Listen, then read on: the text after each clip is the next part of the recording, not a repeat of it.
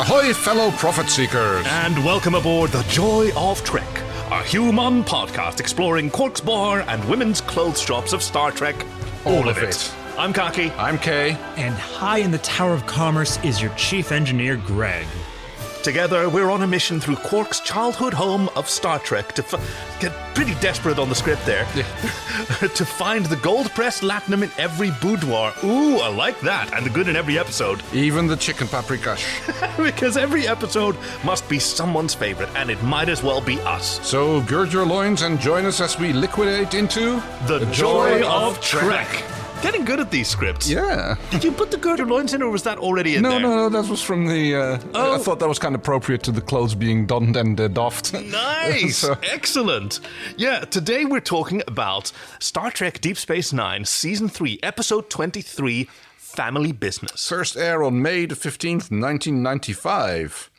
Written by Stephen Behr and Robert Wolfe and directed by René Auberjonois. René Auberjonois, yes. Who plays Odo.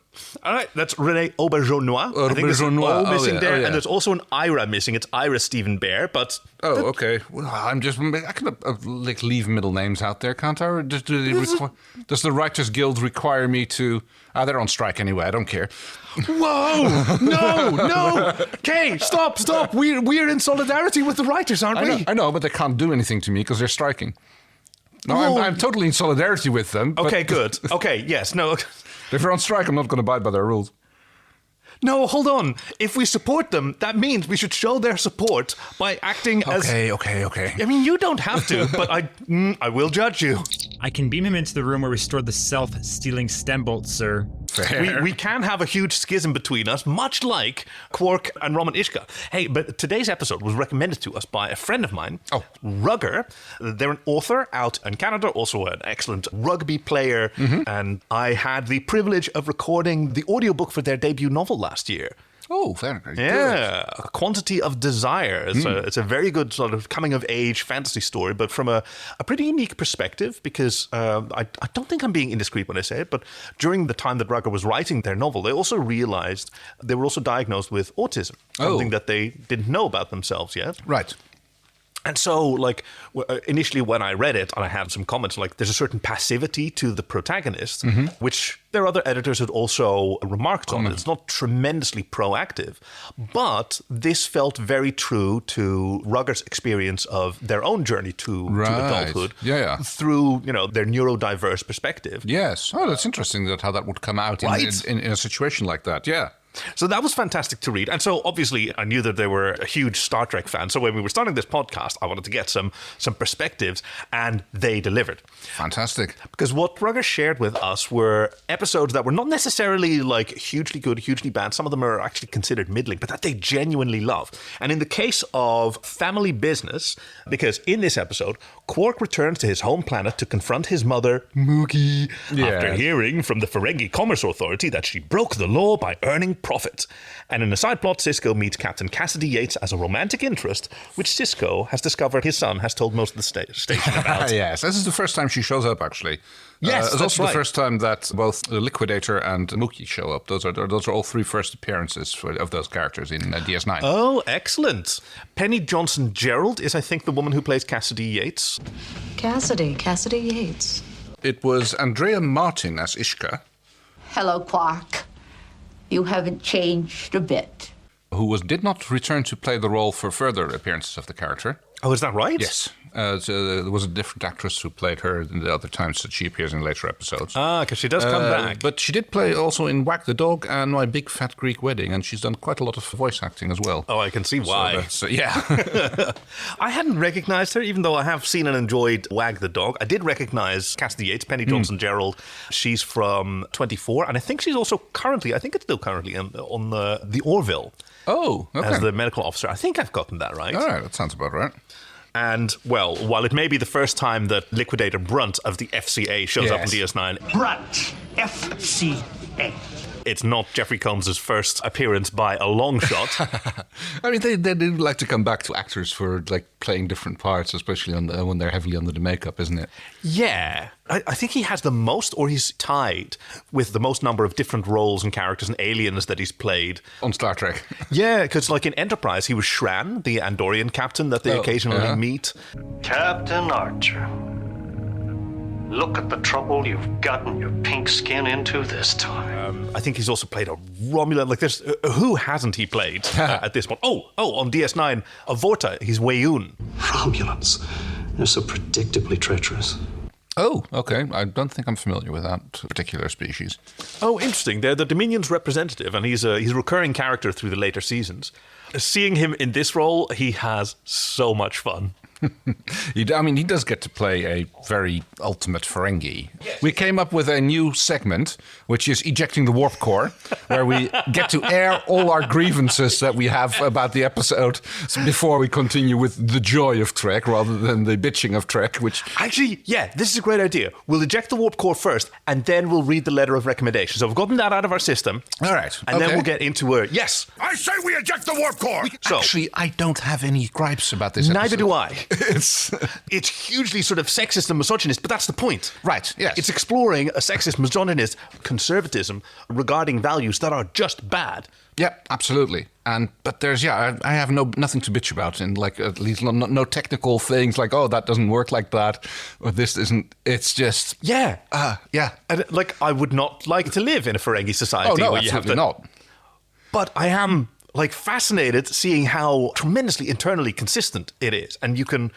More than we've ever been able to in Star Trek, you can totally imagine, this is a functioning society that produces... Yes. Yeah. You know, I mean, I love the whole that like the advances. constant tipping and bribing. And, Right. And I mean, I've seen that in cultures where it's, where tipping is more of a common thing. And I'm like, especially like Egypt, where it's like, There's a word for it, isn't it? For bakshish. Bakshish, yeah. Just the practice of money changing hands. Constantly everybody is like tipping each other even for not really doing anything.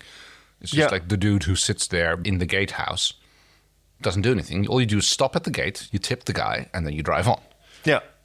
The sort of hustle culture or gig culture, which obviously is hugely exploited in modern capitalism. But I knew that from a visit to Moscow in about 10 years ago, where my friend whom I was visiting like absolutely astonished me when we needed to get somewhere. He didn't have a car of his own.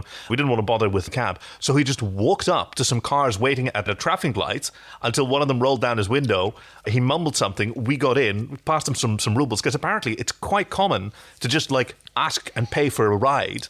Okay, yeah. I mean, like it's kind of like the thing that Uber pretended that they wanted to be when they started up. It's like, we're just connecting people together. People who are wanting to go from one place and like have some room in the car, and not like in someone else who wants to go there can. Yeah, like Airbnb. No, it's just casual. It's just for people to make a little extra money. But yeah, I love that. Like when they arrive in the in Quark's house on Ferenginar. Yeah. But, like the guy just stands there holding out the $7. It actually takes Quark a second. Oh yeah, shit. You tip people when they go into the house, and like sign the contract and like the disclaimer and. And it goes into the special box, which is also at the FCA tower. Yeah, all of these like characteristic cultural tropes that are just fascinating in this world. How they get put in there, yes, totally.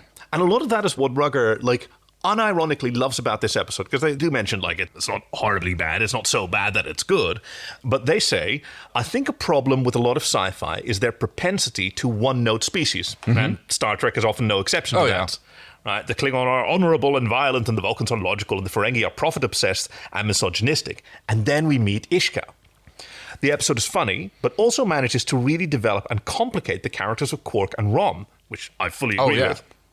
While keeping the flavour of Ferengi culture, Ishka criticises Ferengi society, but she is still fully Ferengi and not a stand-in for humans are the best. The human way of life is better. She doesn't want to escape. She doesn't want to end the core values of Ferengi society. Like she just wants equality, basically. Yes. Yeah. Which is a very suffragist thing, I guess. Oh, right. Yeah. Women like demanding the vote. And in this case, they're demanding the right to wear clothes and earn profit. Yes. Just essential, like, equality, and let's not worry about what chromosomes or mivonks someone may or may not happen to have or how they express themselves. We open with Cisco cooking. He's humming quietly to himself. Jake arrives, tells he's him... got such a good voice. Yes. Even just humming, like there's a real sort of... Yes. Jake mentions that apparently the dealings with the ambassador went well. And Cisco goes, how do you know that? Well, you only make Hungarian food and you're really good happy. mood, yes. Although he does call it paprikash instead of paprikash. Yes, absolutely. What does go into paprika? Other than, of course, I don't know. peppers. I don't exactly know what... I mean, the only Hungarian dish that I know how to make is goulash. And that is most basically stewed beef with onion, peppers, and lots of paprika. Hey, like... Of all the things that came to the New World, it came from the New World to Europe and spread out, like potatoes, huge impact. Yeah. Tomatoes really settled around the Mediterranean. Yes, because they grow well there. So how did Hungary wind up just totally centering around paprika?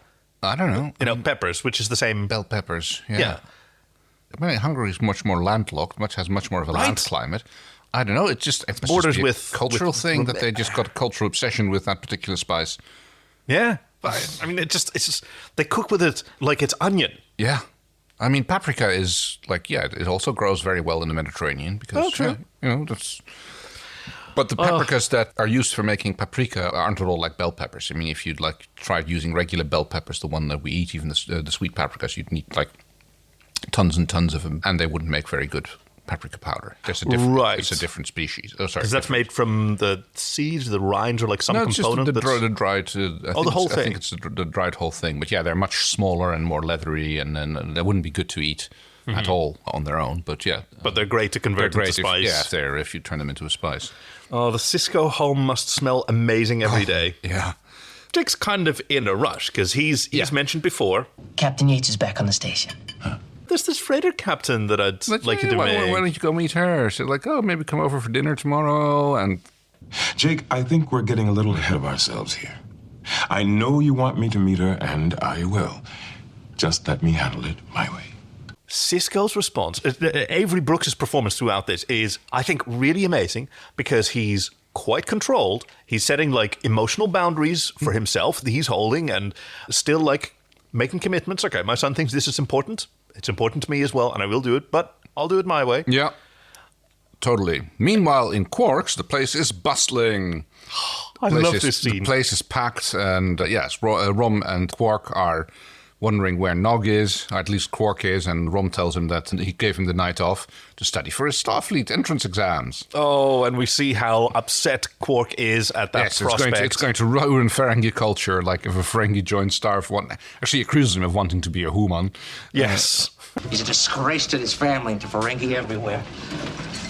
He should be here, helping us earn profit, not in his room learning how to be more like a human. But Nog is much more the supportive parent, and he's much more casual and a little bit dismissal of Quark's fears. And Nog isn't going to destroy the Ferengi way of life. He just wants a job with better hours. This set up their relationship so well because this is sort of Rom. He is the put-upon younger brother in the shadow of a much stronger personality. Right. He doesn't exactly hold his own, but he also isn't totally devastated by the intensity of his brother's opinions. Right. Which I thought made it actually interesting that it turns out later when we get to Ferenginar that it turns out that Nog was the favorite child. Rom. Sorry, Nog is Nog is Rom's son. Son, yes. Rom was the favorite one. Yeah. And actually, that's a good point. Yeah. Because there's also a suggestion, and I don't know how much of that we're supposed to read into, but that Quark grew up significantly poorer than Rom did, that the family was way worse off. He talked about how all he had was a wooden chew stick, whereas Rom got a latinum tooth sharpener. Yeah, I think that was more favoritism being played on by the parents than I mean, they don't... Interesting. There's not that much a difference in age between them. I mean, okay, Quark's the older brother, but I don't think he's much older. Right. So you think it's more, maybe recognizing younger child Rom's softness. Yeah, I mean, the older child always gets the harsh treatment, and then when the younger one comes along and it's baby, they're getting away with things that would have gotten me sent to my room, and that's I mean, you're an older brother yourself. Did you experience that? Yeah, well, I certainly experienced that sort of narrative. I don't necessarily really that I felt that my brother, whom I love, was able to get away with things. It's like, I mean, obviously we had resentments between us. Right. That took a long time to evaporate. But I guess it's... The competition between siblings is hugely varied and complex and comes from like a very deep, essential sort of competitiveness for attention and specialness and developing your attention. And I think you just grab onto excuses. Yes, I can see how that means. I'm an only child myself, so that our listeners understand that. Like that's why it's interesting to have these discussions with you, because we can look at these things from different perspectives. Chief Engineer Greg here. From my perspective as a youngest sibling, a lot of my learning was done based off of these stories that I heard from the things that my older siblings had done, or from directly watching things that my older siblings done that got them in trouble, and seeing that and thinking, oh, don't do that. That'll get me in trouble. So that's just my perspective as a youngest sibling. Also, about this scene, I just love how busy they are. Just see them the whole time, like picking up glasses and cleaning this one and making this tray and moving it over there. They're Absolutely. It's like they're actually running a bar. Yeah. And they're clearly well tuned into each other, because like they're ducking under each other's arms, they're reaching across from each other. It's well choreographed without being, I mean, of course, it's for the purposes of the shot, it was obviously choreographed. But if you're working in a kitchen or a bar with someone that you connect with, then you just like walk around, you anticipate each other's movements, you keep an eye out. Like, if you see them working on a particular drink that you know that the bottle that they need is on your side, you just already... You might as well. You've got a hand free. Pick it up, hand it over, and like it's already there for when they need it.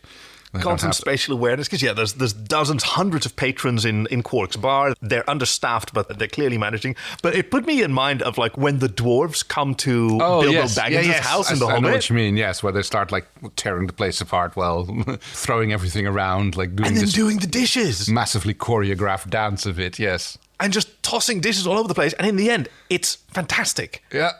And then you do sort of realize, oh, they have this incredible spatial awareness and coordination. No wonder they get shit done. Yeah. And these are the rubbish dwarves. But their bickering is interrupted by the appearance of someone with an even fancier jacket than either of them. Yes. Brunt, FCA. Who's put some fancy looking seal on their door, which is called A writ of accountability. We're in trouble. Which guess means the auditors have just arrived and are going to go through your books. Yep. Rom panics and throws everybody out of the bar. All right, everyone. The bar is closed. Everybody else, go. And hardcore bustles people out of this bar. And we go to the credits. And then we had our little debate. Are we going to watch the whole credits? Or are we going to skip? Okay, so we decided on a sort of UN Security Council structure where either of us can hit skip. And I think we skipped on this one, although it did take a bit to find the skip button. So I think we actually listened to it like 1.1 times in total. Oh, no, we did skip a significant part. But yeah. Brunt is busy checking the books. He's got a pad in his hand and he's going through them. He's like asked us, Are these all your assets? Rom and Quark answer at once. Yes. No. Which earns Rom a kick from Quark. By the end of the scene, he's limping away. Yes, because he keeps getting kicked. But yes, again here we see the... But you haven't even told me what I'm being charged with. No, I haven't. You see him, Quark goes, gets out the first strip of latinum, slip of latinum, sorry, I think. Yes, I think it's slips, strips, and then bars, or is there one in between? I don't know. Chief Engineer Greg here. So 100 slips of gold-pressed latinum equals 1 strip of gold-pressed latinum. 20 strips equals 1 bar of latinum. And this is the first time we see that, because then he's like, oh, yes. You're being charged with violating Ferengi trade bylaws, subsection 1027, paragraph 3. Subsection 1027, paragraph 3. I'm not sure I'm familiar with that one. But I'm sure you have a copy of the rules with you. And hands over another 2 slips, and then it... It's really interesting. Like, you see how conservative and traditional Quark is when it comes to Ferengi values, but right away we're confronted with there's a lot that he's forgotten, or at least gotten out of the habit of, right? Because which is interesting, because there's like quite a few Ferengi coming to DS9. Is there? I mean, mostly we see them working for him in the bar. Right, but when he's going, we see the shot a little bit later when they're heading to Ferenginar. There's like several other Ferengi walking around the corridor. Oh, right. Taking the transport to Ferenginar. So I presume that they show up, that they work there doing other things. Or maybe they're just traders, you know. You'd expect them to come along and be in Quarks. I mean, by the time that you've left Ferenginar, maybe you want something else. This was Rugger's point, that there are a lot of really homogenous cultures, and us having come off of Farscape very recently, like that's really confronting, because Farscape, have we ever met any character of a given species or culture that really exhibits the traits that that culture is known for? Yes, yeah, but it's not the main characters. And even those others. Oh, the Nibari come to mind. There's a few of the ones who hold... basically the ones who are holding Chiana when she first comes aboard. Oh, good point. The ones who are the controlling ones who are about to take her back and put her through, basically conditioning her to get back to be a good Nibari. That's a really good example. And in an unexpected and probably ineffective bit of cross-brand promotion, we've recently been invited in the sort of time stream of whenever this comes out. This may not make a lot of sense. It's probably going to be in the past. Right. So on October 3rd, I think we're going to join actress Gigi Edley on her Twitch stream, and we're going to look at some Nibari episodes together. So we'll have a lot more to talk about. I think it would be better to say we will have. We have been on. Yes. And yes, well, I mean, okay, peacekeepers. We meet lots of peacekeepers who are typical for the peacekeeper thing, and Luxons, who are in the very last episode. The Luxons on board the ship that rescues. But anyway, spoilers. Wrong podcast. Wrong podcast. Oh, but like those are some very good examples. But we have many, many more examples of individuals and who especially are the main characters are never. None of them are typical for their species. And like Star Trek has done that as well. Like some of my favorite characters are ones that sort of buck the trend, as we learn eventually. Like Spock is an unconventional Vulcan. Oh yes, well he's a half Vulcan, so. And Worf is a very try-hard, but like K'Ehleyr, Worf's romantic interest in the early seasons of Next Generation, like she was a very worldly woman and quite different from other Klingons that we meet. And so here we see a much more, Brunt is a much more Ferengi than Quark is. Yes, he says it himself. How do you get to be an FCA liquidator anyway? Hard work, bribes, sucking up to the boss, just like any other job. So, are you sure that this is everything? And he goes, well, it would be very bad if you're withholding anything from Ron, did you give him the profits about this, the wine berry business or something, or what he says? The Tuliberry wine business. That's the one. Kicks him over again to make sure to go get it. And we saw a bit of that in an earlier episode of Deep Space Nine, those Tuliberries, they love them in the Gamma Quadrant. Yes. It caught the attention of the Dominion. And then, yes, it turns out that Mugi is being charged with... Earning profit. Earning profit?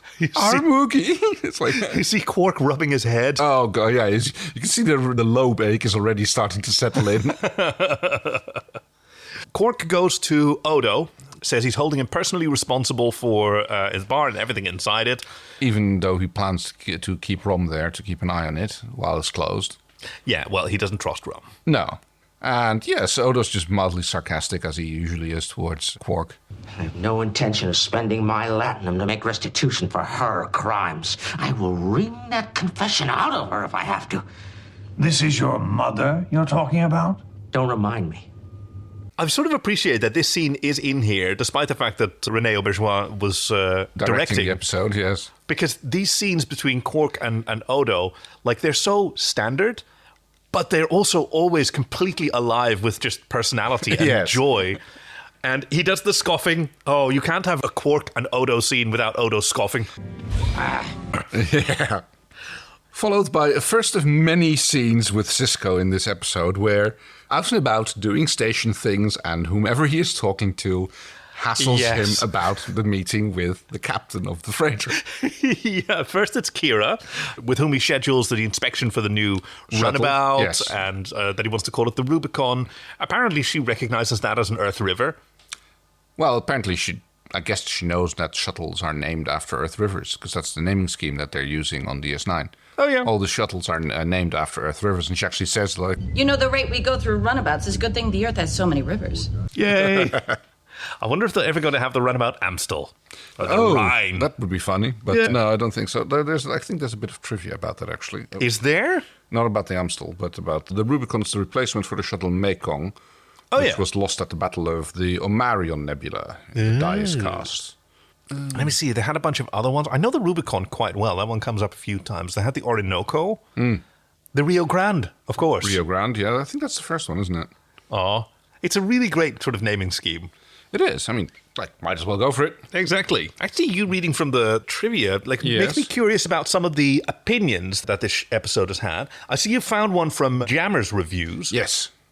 The intent of the episode seems to be to somewhat change the Ferengi to fit better into the Roddenberry universe. Family Business, however, completely misses its own point.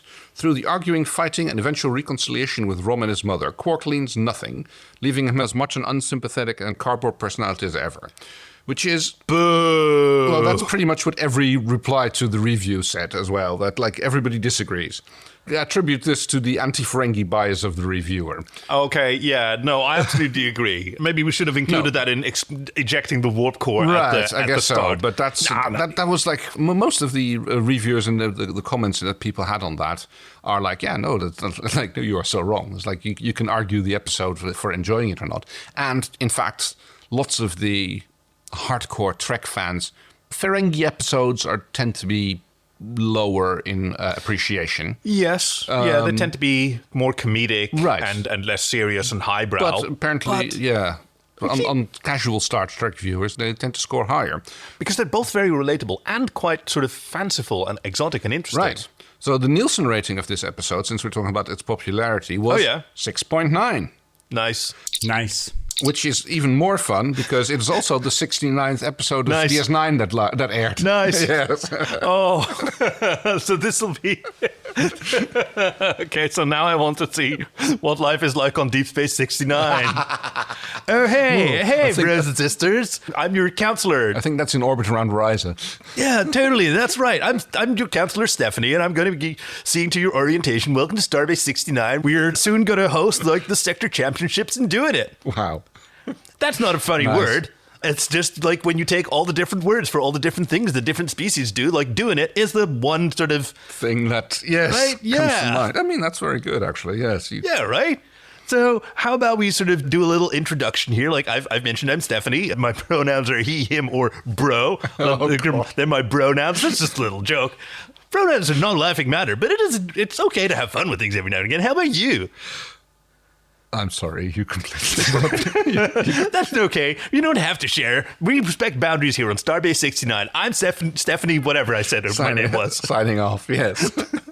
Thank you for not asking about my name. A lot of people do, because it's just your name. You started off by saying your name. Yeah, but there's not a lot of men called Stephanie. Right. And I'm named after my great aunt. Stephanie? Yeah. Okay, yeah. I have a really rich backstory that I'm probably going to be peppering over the next couple of appearances of Starbase 69, the host of the Sector Championships in doing it. And after this intermission, we can... Right, so we were talking about Cisco being harassed by various... I went Starfleet Academy on the Riker Riker Scholarship. I got really good at, let me see, what's the weird stuff? Oh, yeah, I'm actually really good at UMOX. We do Speaking the of weird stuff. Yes. Jatsia's next. Have you met her yet? She joins in. Yes. Tells him, oh, yes, how about that captain? And if I were Curzon, I'd have stolen her from you by now. And he goes, that's one of the reasons I'm glad you're not Curzon anymore. And as he walks away, she goes, might still, though. Yeah. I know that you think you're off the hook, but yeah. I also had a rotation on Starbase 69, and I'm really good at doing it. It's a lot of rotations on Starbase 69. We're about to take the journey to Ferengi, or at least Quark is. Quark is heading off, and Rom comes running up behind him, saying that he is coming. He is not having any of it. He will not be talked out of going. What did I tell you about contradicting me? You told me not to do it. That's right. So you're going to stay here and watch over the bar while I'm gone. No, not the bar's closed. There's no reason why I can't come along. They've got cool bags. They've got weird bags. I like that about Star Trek. Yeah. There's always weird bags. Like when it's Starfleet personnel, they've got these weird, plastic hexagon extrusions on straps that are no way that are comfortable. Yes, no idea what it is. Like, I always wonder, it's like, are these just like weird bags they find on Etsy, or is it just stuff that they specifically throw together by the prop department? Bit of both, right? I mean, think so, yeah. You can probably find some storage container painted white. I've definitely seen bags and other stuff on Star Trek that I recognize, like, I know, I've seen that bag around in the wild. Oh, I need to introduce you to, I think it's called Ex Astris Scientia, a very, very geeky website about Star Trek maintained by, gonna have to come up with his name. Greg, can you correct me on that, please? Ex Astris Scientia is run by Jörg Hillebrand and Bernd Schneider. I couldn't find anything regarding the Ferengi duffel bags that you're referring to here.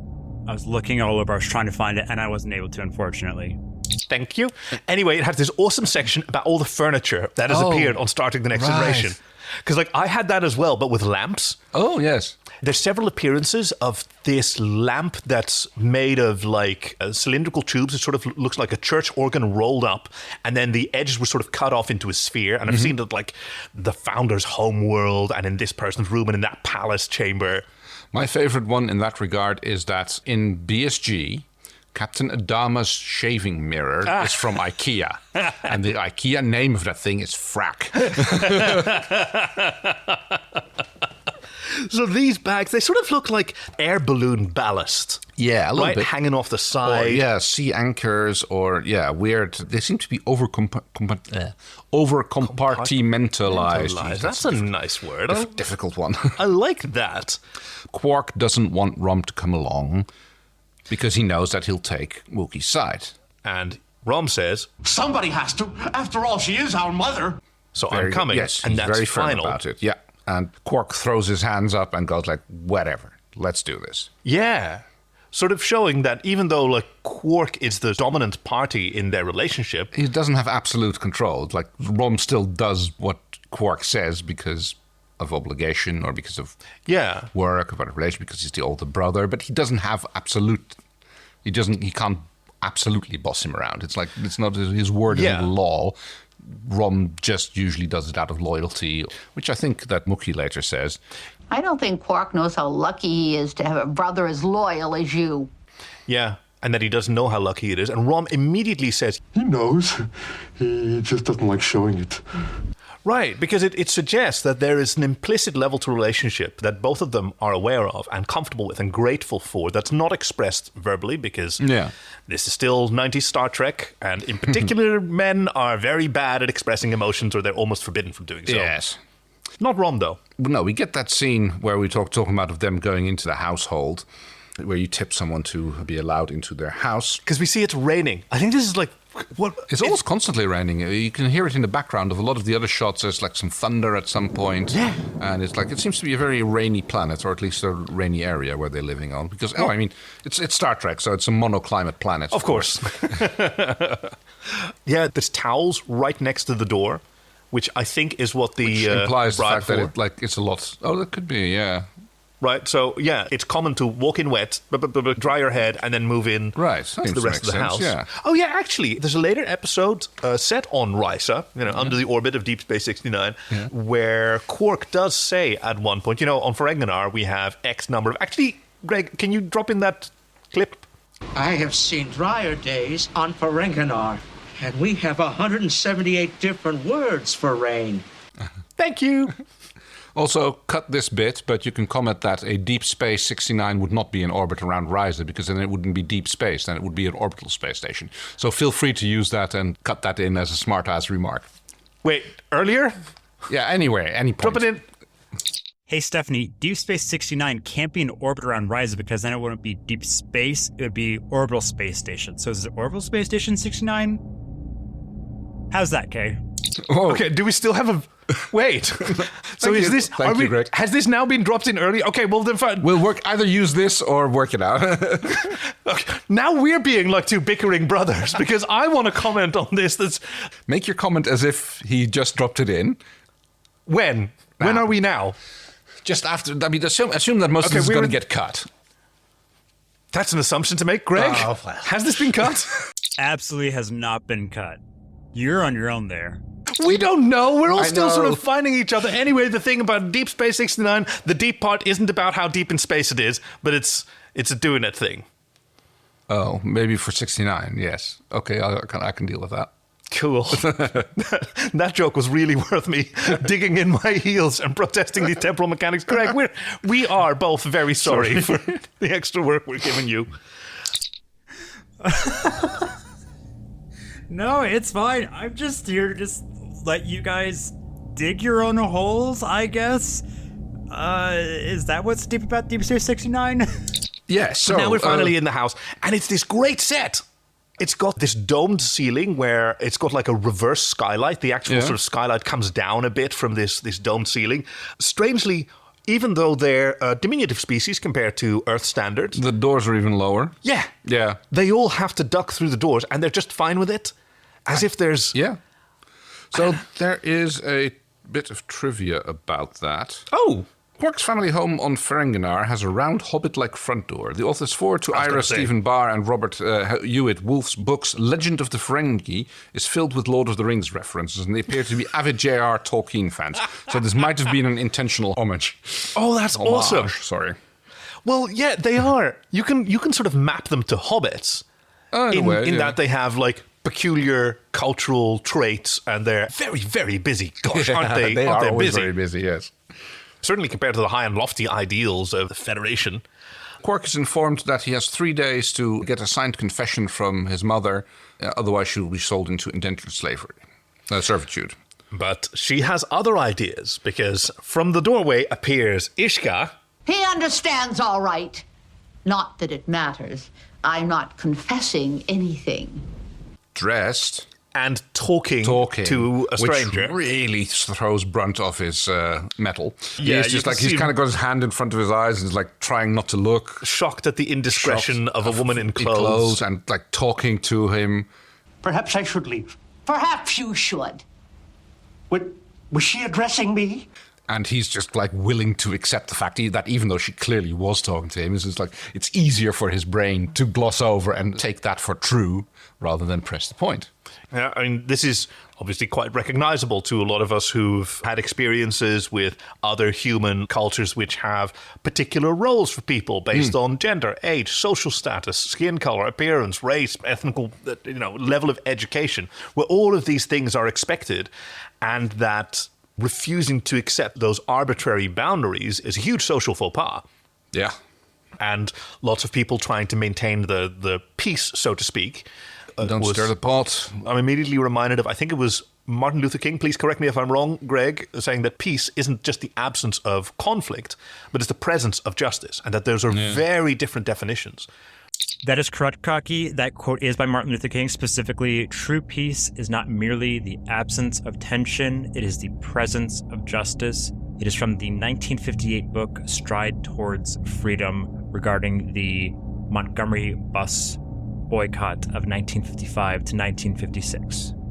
And the biggest problem is not necessarily the racists in this case that he was talking about, but the allies who really just want to keep things quiet, who propose themselves, announce themselves to be allies, but can we just keep things peaceful and nice? And yeah, they just don't want to bother. They're not upset. Allies, Those are not allies in a search for justice. Yeah.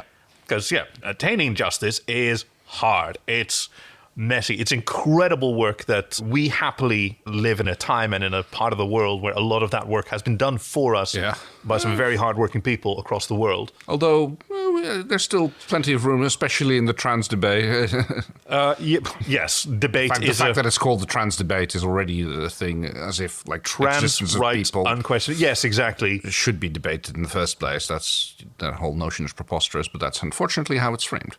Thankfully, we have examples to learn from, and we can continue in their vein. In fact, Ishka, I think herself, is such an example. Yes, very much so. Because she is uncompromising throughout this episode until the very end. Yes. And even then, she's just being subversive about it. Yes. She never compromises her own values. Yeah. But she makes a compromise to not appease a critic, because that's not like the relationship that she has with Quark. But out of love for her child is what she'll make some compromise in, but never with her own dignity and her own values. And to be honest, the solution that she takes, she probably could have taken at any point, because she ends up giving a third of her profits and keeps going with the rest. Yep. So putting up this entire fight, making this big struggle, makes it probably less likely that people think that she's not giving it all up. Oh, you think she's strategic? I think part of it might have been, yeah. Okay. Yeah, she's I can clever. go with that. She's got the lobes for it, after all. Speaking of lobes, I love her and Rom. Moogie. Oh, it's good to see you, son. You look well. Because they're the first to connect together. And there's a lot of contact there. Like, she's constantly touching his head yes. and, like, caressing Bumping him. noses. Yeah. I mean, Rom is clearly Mummy's boy. Well, yeah. I think he's also just more generally honest about his emotions. Oh, totally, yeah. Right? I think they both care very deeply about their mother. It's just Quark's used to not showing his emotions and being brusque and all of that nonsense. But yes, this first scene with Ishka ends with basically, I'd rather be sold in indentured slavery than pay back the profits that I made. Yep. And yes, and that's the last of it. I just love that final shot of the scene where it's Quark and Rom standing there. And it's like, same old Moogie. Yeah. Because this is the central conflict of this episode, right? Quark wants her to just be obedient, what is expected of her. He doesn't want the fuss. He wants her to just conform to this value system that he really strongly believes in. Because he is a devout Ferengi. Yes. Right? He really believes in the value of these traditions in their society. And actually, in every other respect other than the gender roles, so is Ishka. Yes. She's very much an exemplar Ferengi. Yeah. Except for... While also still being compassionate and independent, but she doesn't reject her cultures or her values. She just wants them as well. Hey, greed as an essential Ferengi value. So, speaking of greed. Well, yes. Next scene of Cisco being harassed about going on a date with the captain is when the Doctor and their chief engineer, not our chief engineer, thank you, Greg. Brian-O are trying to break into the bar. Being observed by Odo doesn't seem to have a particular problem with them breaking into the bar. Well, it seems that Quark has locked some of Chief O'Brien and Dr. Bashir's personal property inside the bar. Because they want to retrieve their dartboard. Their lucky dartboard. That's what Cisco calls it, which they are not willing to admit to. No, exactly. We never said it was a lucky dartboard. We just used to play on it, that's all. Odo observes, like, this is one of Rom's specials, so you're not going to get through easy. Yeah. Which also is echoed by Cisco, who says, like, I don't remember what the exact It's a tripartite microsealing mechanism. It'll take you a while to get through that. Eyeballs from across the hall. O'Brien is kind of like trying to, like, pretend that he's lockpicking or something. Like, he's using electronic tools, but he's like handling them in a way as if he's trying to pick a cylindrical lock. It's very interesting. I mean, I guess it's the body language kind of signals what he's doing. Right, yes. Rather than... But then, okay, well... More harassment about the captain. If you want any suggestions, I'll be in cargo bay 4. Huh? 7. 4. The other way around. Okay, we got to Rochambeau better. Yeah. I was like, then why would I be in 7? Oh, well, that's because the freighter is there. And like, and how do you know? And Julian immediately... O'Brien told me. Yeah. It's Brian-O. He immediately rats him out. And you see Brian-O looking up, what the man? Yeah. Exactly how many people has Jake told about this woman? Everyone. Which is nice that Jake has apparently a lot of connection with a lot of people on the station. I mean, it's like, I guess a lot of people, it's nice to be on good terms with the captain's son. I guess. I'd like to think it's more than that, though. Yeah, but maybe it's just my cynical nature here.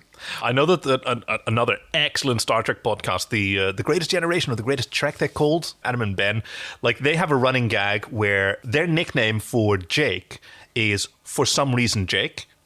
Okay. Which, when you say it in a sentence, always sort of works out. For some reason, Jake is in this episode. Oh, right. Oh, shit. Referencing the fact that Jake doesn't have a whole lot to do for a regular character. He doesn't get a lot of plots written around him. The writers were uncertain what to do with very few, yes. I mean, he's got his friendship with Nog, which is iconic. Yeah. And I don't think without which this series would be what it is, because that That through line is so amazing. But even Solo, clearly, like, he's really well integrated into the station. 2 grubs, extra juicy, just the way you like them. Basically, Quark is like, it looks like he's been up all night and trying to trace all the financial dealings that Mookie has been doing. While Rom has been cooking dinner. Yes. That's Mother's job. She's not feeling well. Not feeling well.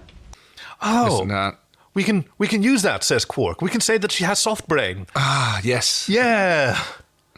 But no, she's just not feeling well. And like, then there's like a little bit more about basically their upbringing and Ferengi culture, how Mom didn't soften the food by chewing it for them, and which they apparently got teased about by the other kids. So more establishment of what a individually minded person she was. Yeah. Ishka, That's a good way to put it. Non-traditional. And also, like, Quark grew up without any other siblings. So when he's talking about, like, the other children teasing them, that's like they were teasing him. And he really didn't have a defense against that. And clearly, like, Rom wasn't bothered by it. No. Like you said, Moogie always had her own way of doing things. Yeah. She does show up to eat, though, and it kind of turns into a shouting match. It doesn't matter whether it's 1 slip or 100,000 bars. Females are not allowed to earn profit. Why not? Because it's the law, and without law, society would descend into chaos. As you asked me, this society could use a little chaos. Not if I have anything to say about it. And again, Rom is being so sweet almost about it, and he's like, Gee, I wish Father were alive. And they look at him with like, why? Because then it would be just like old times. And then you see them both turning to the camera. And it's like almost a full war break. Kid. Yes. What? Read the room, Rom. Yeah. Read the Rom.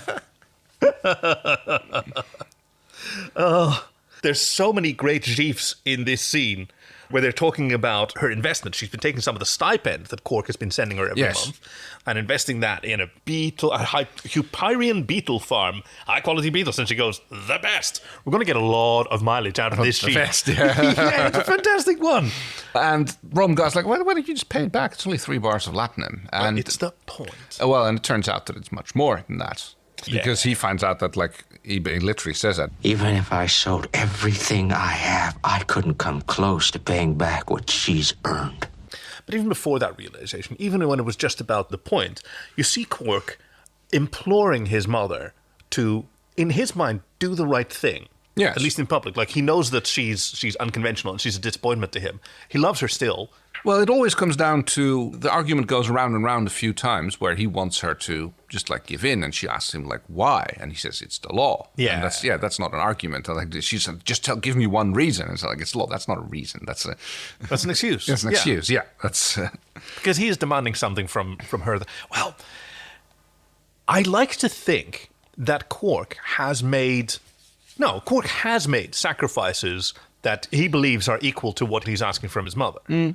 He's not entirely self-centered. Of course, in misogynistic societies, it just happens to be that greater limits are placed on women than on men. And that's just how it works out. But it's not as if he's a complete hypocrite and that he wouldn't be willing to make enormous sacrifice. And I think like before or after this in the rest of Deep Space Nine, he does face censure by the Ferengi in general. He bears a lot of these discomforts. So when he's asking her, like, he's on his knees. And he says, Ferengi won't do business with it. I wouldn't do business with me. Yeah. If our disgrace is made known, do you think we could ever do business with another Ferengi again? I wouldn't do business with me. It's such a shame that the only time that he's actually honest about his emotions is when he's using that almost as a manipulation. Right, yes. To get his way. Because, it's perfectly valid to have these concerns and to share them with someone you love. Yeah.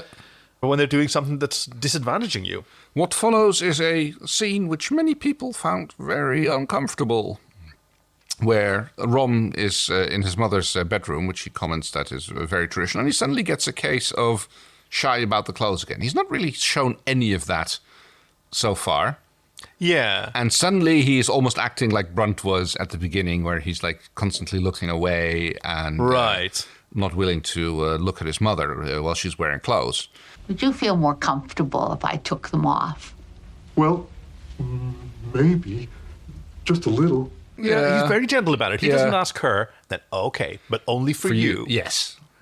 To make her child happy. And he is. And he comes over and they cuddle. Yes. So tell me about some of these responses.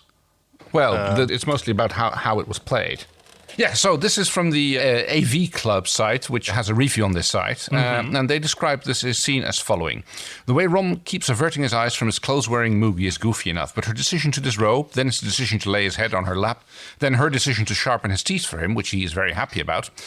I understand the intention, but there's something distracting about watching a son beg his mother to disrobe that even a basic understanding of imagined cultural differences can't get past. The fact that the writers proceed to rub our faces in the awkwardness is either a drastic piece of misjudgment or a wicked bit of audience nose-tweaking, and I'm not sure which. Interesting. I guess it hadn't occurred to me that this scene might have been played for laughs. Because, I don't know, for me it felt like it was played for awkward. Even that, I mean, that's cringe comedy. Right. Okay, but, yeah, fair. Like, this feels like, I don't know if I really ought to compare it to anything in sort of human culture, but, I mean, yeah, let's do it with something gentle, like a mother cooking a dish that she loathes, but her child loves. Because she make it very clear, I'll do it for you. It's an expression of love, and we enjoy those opportunities, and there is something wonderful about comfort with one's body. True. We have a lot of hang-ups and taboos around that. Which they clearly don't, especially, well, unless it involves too many clothes. Yeah, right. I mean, there is like the difference between nakedness and nudity. Right, yes, which is very much culturally appropriate in different circumstances. Or in that case, her outfit definitely doesn't meet the Star Trek standard of in danger of it from falling off. So that's the William Ware Tice theory of titillation. Yes, that an outfit looks hotter when it might just fall off. All right. Now we finally get the meeting between the captain and Captain Sisko and Captain what's her name again from the Cassidy Yates. She's got great hair. Yes. So he kind of like sidles up to her and starts making small talk about the cargo which is being transported on board. Yeah, her crew's having some trouble with it. Don't you want to beam it over? Go have a gravity sled. You're still using a Mark 6? A Mark 5. Oh, Mark 5, I thought they stopped making those things. 15 years ago. But when you're working for the Batarians, you have to make do with what they give you. Oh, let me guess. Commander Sisko. Like, she's also just a working woman. Something goes wrong. She needs to go off and fix it. He offers to help. I thought this was really great. Yes. He offers to help. He makes an approach. She says, oh, no, I can take care of it. But he's setting a boundary. Coffee? Yeah. And he says, of course. And he backs off. Yeah. Like, respecting a boundary. And then she goes, oh, well, hold on. I see what this was now, and I'm actually into it. Yeah. We've been set up and... Yeah, because he's about to walk away. Oh, yeah, of course. Sorry about Jake. And that would have been it. Yes, if there had been no interest whatsoever, then, yeah, all said and done for, and we're ready to go. And I think she likes that as well. There is an aspect, he is a person in a position of power.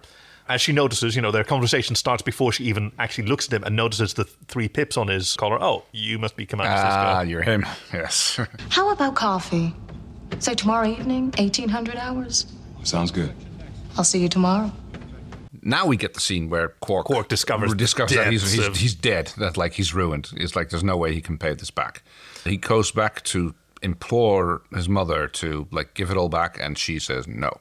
This is not about money. Rom tries to appease Quark again, going, "Hey, I'm so glad that you didn't overreact and that you're just going to because you're too smart for that. Sit down and come up with a solution." His solution is buttering up. I'm going to kill her.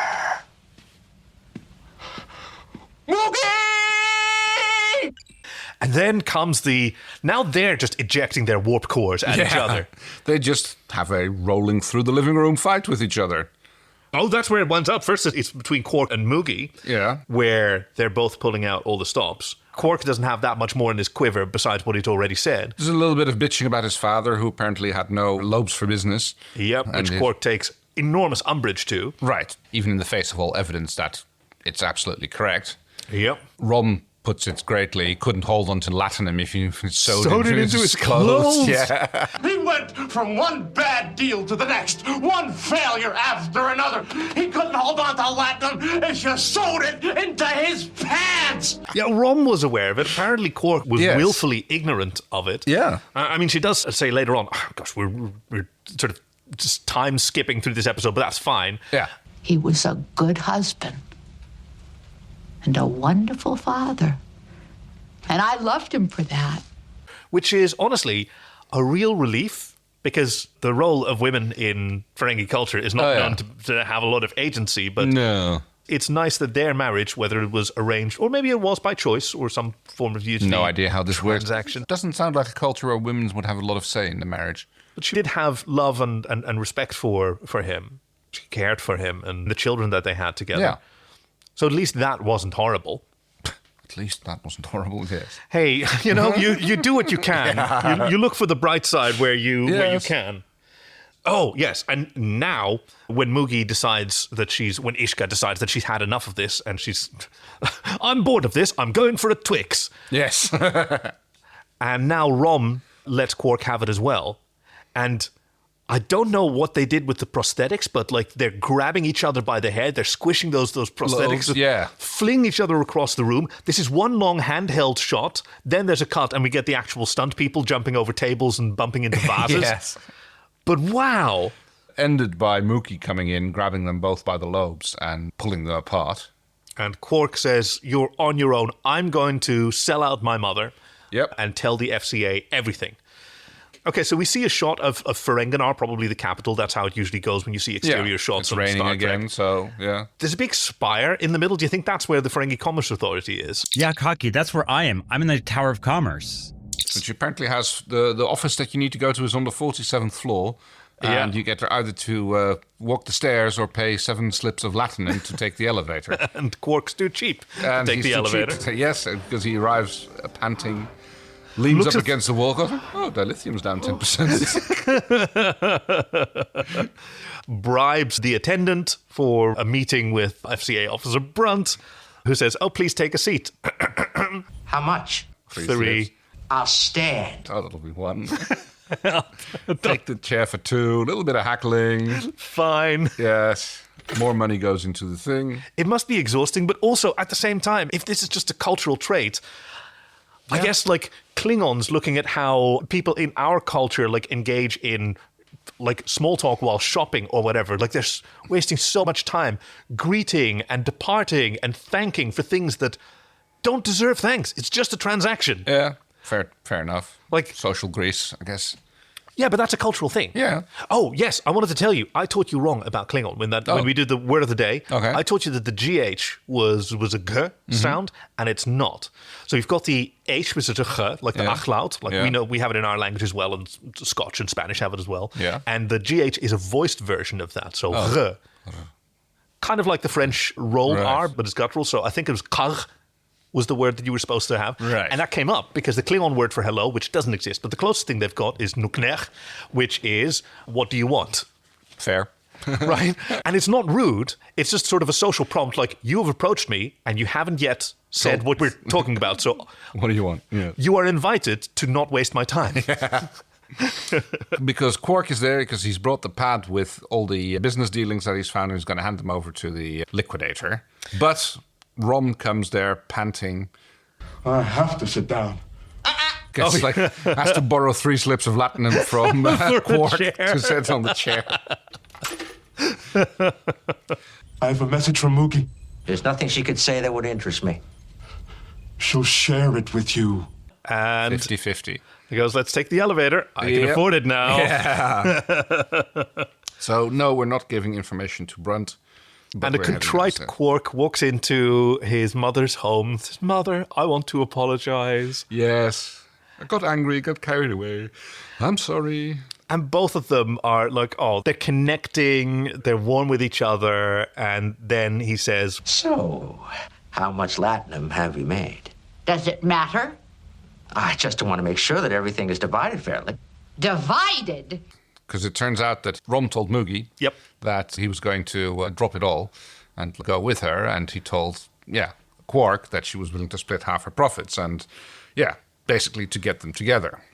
And he puts his foot down very firm. And he puts his brother and mother down in their chairs without even charging them money. No. Well, it's their house. I don't think you have to pay money in your own house. Yeah, you'd think. Yeah. But he says, you're both a acting like children. Who do you I think will not stand by and let this family fall apart. Quark, you should be ashamed of yourself. I've seen you treat Cardassians with more respect than you show your own mother. And Moogie, if Quark can uncover your hidden investments, eventually the FCA will too.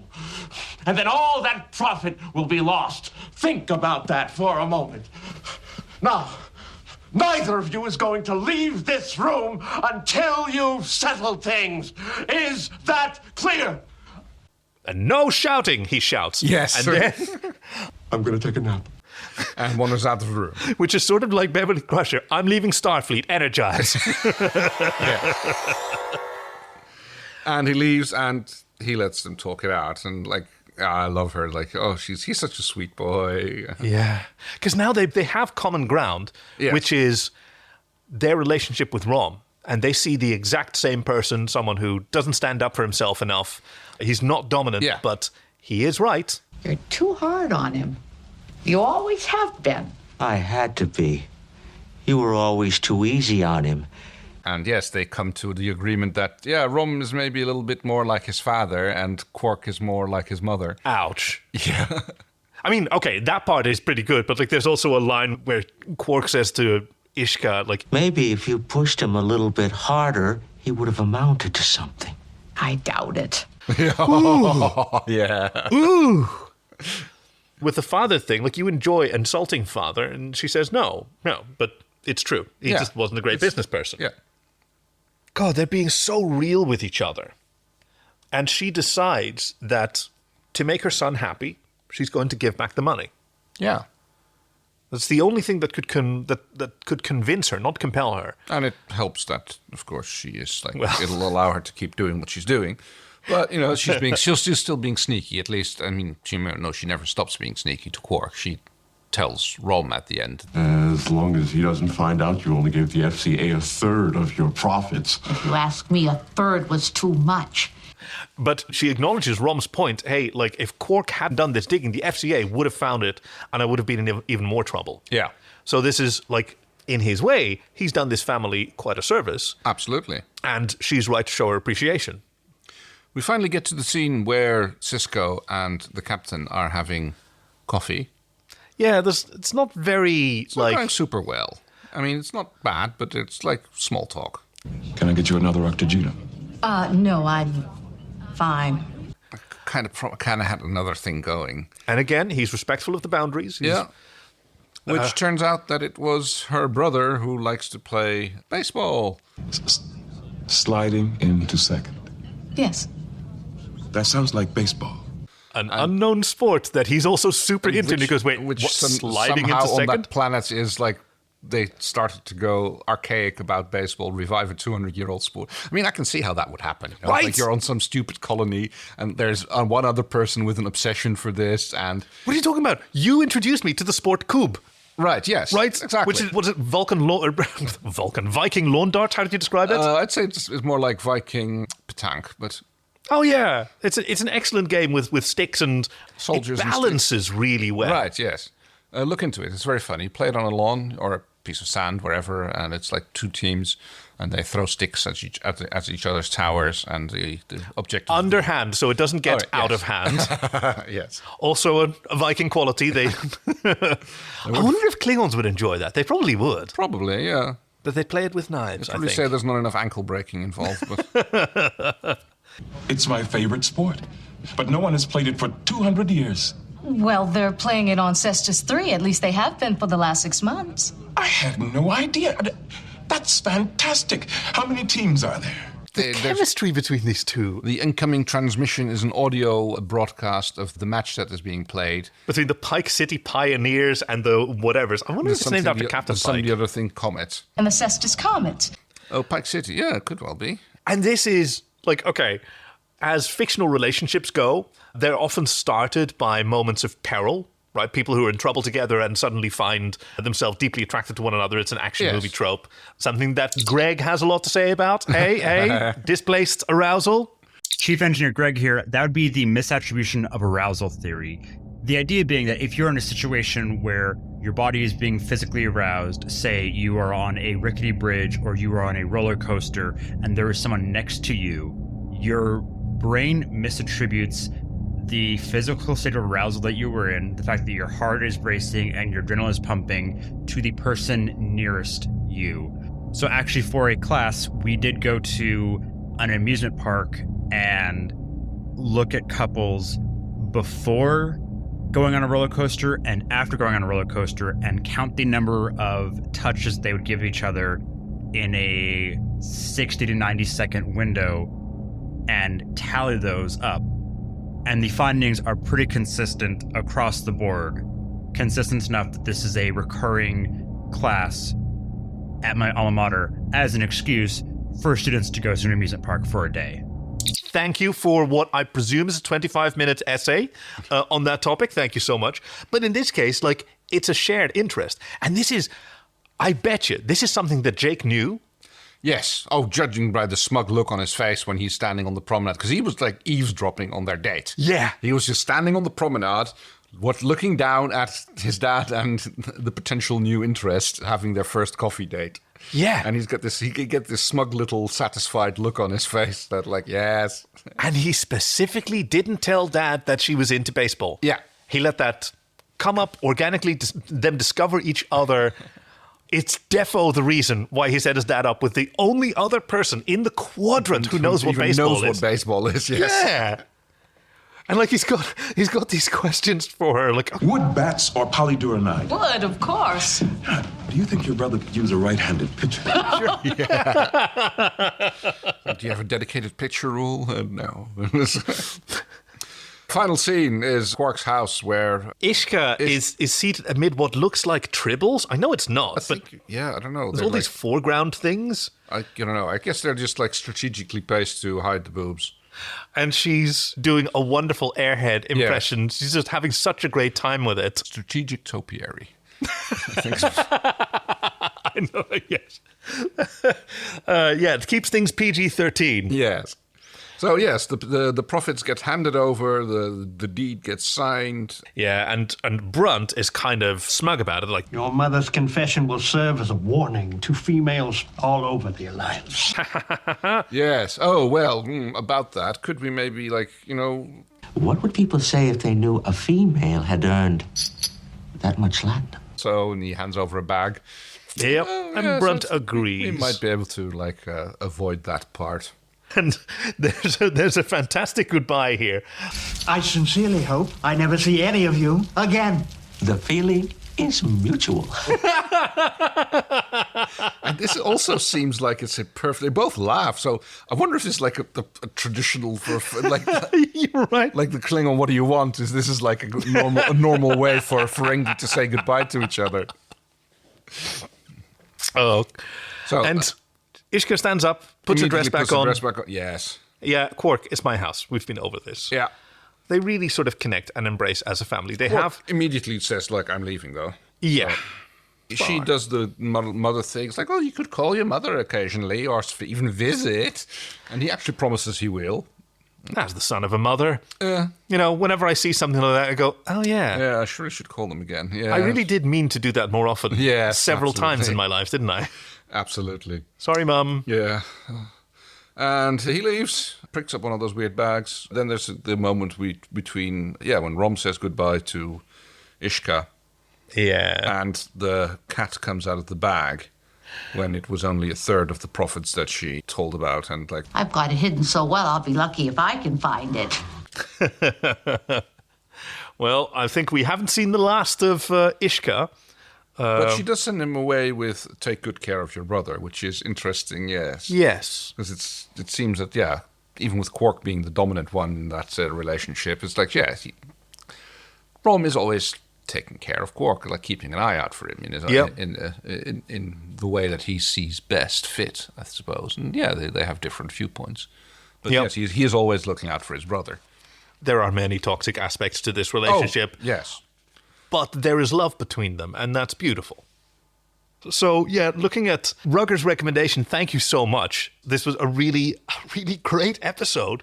Because, think about how there are no human morals that take place throughout this entire episode. No, absolutely not. There's no moral lesson that's based on human culture. It's a fully alien story, which, I don't know, maybe some aspects were played for comedy for the 90s audience of the time. I guess. But we don't have to read it like that. We get to appreciate this. It's just a viewpoint into a culture that isn't our own. I think it's a fantastic episode. Right, me too. Yeah, I can see that there's some bits are like a little bit cringy here and there.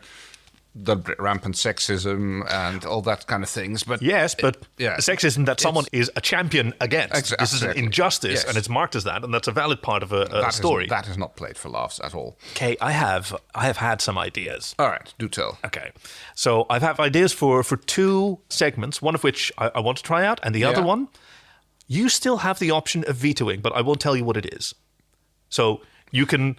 I have to veto something that I don't know what it is. Yeah, but you'll be able to sort of listen to the tone of my voice and see like the face that I'm pulling, and maybe it'll convince you one way or the other. But the first one that I think we both agree on, I've thought of a fun sort of closing segment that we can do to review this episode. We talked about like pie briefs before, and the sort of weirdos that have occurred here and there. I want you to imagine a deleted scene that you imagine was part of this, right? So like if we would do this for the briefing that Pike was late for and dismissed everyone else, I would have imagined that we could have seen like 5 other briefings that he walked into and dismissed everyone just to get them out of his calendar. Right? You get the sort of vibe. So was there something that happened in this episode that you feel might have like extended further but was cut out?